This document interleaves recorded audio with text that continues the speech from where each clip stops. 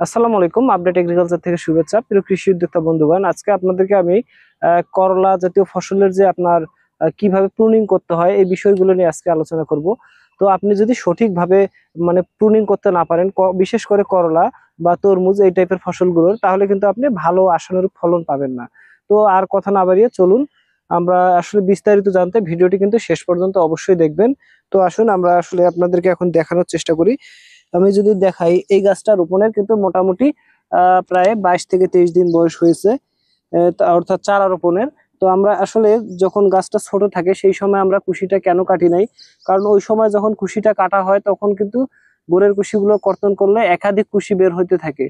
অর্থাৎ আপনার কুশি কাটতে কাটতে আপনি অস্থির হয়ে যাবেন। আপনি একটা পর্যায়ে গিয়ে ভাববেন যে আর কত কুশি কাটি। আমি তো মানে এই গাছটার গোড়াটা পরিষ্কার করতে গিয়ে 3বার কুশি কাটলাম। তো চলুন আমরা আসলে এখন আপনাদেরকে দেখাই। এইভাবে যখন একটু কুশিগুলো পরিপক্ক হওয়ার পর কাটবো, আমাদের কিন্তু মূল আগা হচ্ছে মূল ডগা এটাই, মূল লতা এটা, আমরা শুধু মূল লতাটা রাখবো। অর্থাৎ 1.5 ফিট পর্যন্ত গাছের গোড়ায় আমরা কোনো পার্শ্ব কুশি রাখবো না। আর এই কুশিটা যখন আমরা একটু পরিপক্ক হওয়ার পর কাটতেছি তখন কিন্তু মানে এই গোড়া থেকে দ্বিতীয়বার কুশিগুলো আসার সম্ভাবনা অনেকটাই কমে যায়। মানে একদম 2-1টা আসলে আসতে পারে, না আসলে নাই। অর্থাৎ আমরা 2বার কর্তন করলে কিন্তু আমাদের শেষ। আমরা একবার কাটবো আর একবার খুব 2-1টা আসতে পারে। আর যখন আপনার কুশিটা কেবল ধরেন এরকম 1 টাক্কুর হয়েছে বা 6 ইঞ্চি হয়েছে, তখন যদি আপনি কাটেন তাহলে আপনি কুশি কাটতে কাটতে অস্থির হয়ে যাবেন। কারণ আপনি কাটবেন একটা, তখন কুশি আসবে আপনার 2 থেকে 3টা। তো আমরা এখন আপনাদেরকে কুশি কাটার ইয়েটা দেখাই। কাটার জন্য আমরা এরকম সিকেসার ব্যবহার করতেছি। আপনারা অবশ্যই সিকেসার ব্যবহার করার চেষ্টা করবেন। না থাকলে আপনারা যদি কাঁচি ব্যবহার করেন তাহলেও কিন্তু হবে। তো দেখুন আমরা গোড়ের কুশিগুলো এখন কাটবো। গোড়ের কুশিগুলো আমরা গোড়া থেকে প্রায় মানে 1 ইঞ্চি করে গ্যাপ রেখে কাটার চেষ্টা করতেছি, এতে করে মানে গাছটা কোনো আঘাত পাবে না। এই যে আমরা কুশিগুলো কাটতেছি, এই গোড়ের কুশিগুলো কেটে দেওয়া হচ্ছে। এই যে আমাদের গাছের মোটামুটি, আর এই দেখেন 1 ফিটের মধ্যে কোনো আর কুশি নাই। পাতাগুলো আছে কিন্তু পাতা থাকলে সমস্যা নাই। এই যে আমাদের কুশিগুলো কিন্তু কাটা হয়ে গেছে। আমাদের এই যে মোটামুটি এখান থেকে যে কুশিগুলো থাকবে এগুলো সমস্যা নাই। অর্থাৎ আপনার 1.5 ফিট পর্যন্ত আমরা কুশিগুলো পরিষ্কার করে দেওয়ার চেষ্টা করব। তো আরেকটা গাছ আপনাদেরকে আমি দেখানোর চেষ্টা করি।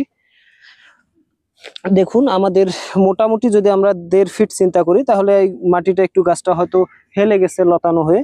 তা ধরেন আমরা এখান থেকে ধরে নিলাম যে আমাদের গাছটা 1.5 ফিট, আমরা এই কুশিটা থেকে কাটা শুরু করি। এই কুশিটা থেকে আমরা কেটে নিলাম।